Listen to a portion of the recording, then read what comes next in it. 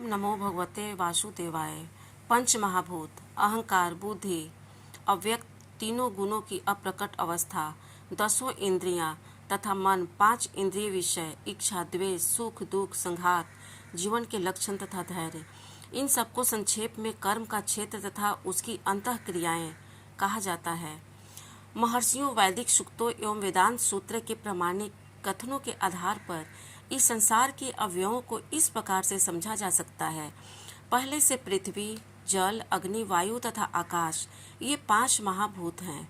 फिर अहंकार, बुद्धि तथा तीनों गुणों की अव्यक्त अवस्था आती है। इसके पश्चात पांच ज्ञानेंद्रियां हैं, नेत्र, कान, नाक, जीभ तथा त्वचा। फिर पांच कर्मेंद्रियां, वाणी, पांव, हाथ, गुदा तथा लिंग है। तब इन इंद्रियों के ऊपर मन होता है, जो भीतर रहने के कारण अंतः इंद्रिय कहा जा सकता है।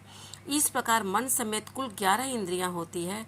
फिर इन इंद्रियों के 5 विषय हैं, गंध, स्वाद, रूप, स्पर्श तथा ध्वनि। इस तरह इन 24 तत्वों का समूह कार्य क्षेत्र कहलाता है। यदि कोई इन 24 विषयों का विश्लेषण करे तो उसे कार्य क्षेत्र समझ में आ जाएगा। फिर इच्छा, द्वेष, सुख तथा दुख नामक अंतः क्रियाएं हैं, जो स्थूल देह के 5 महाभूतों की अभिव्यक्तियां हैं।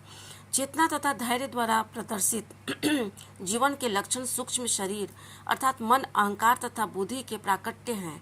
ये सूक्ष्म तत्व भी कर्म क्षेत्र में सम्मिलित रहते हैं।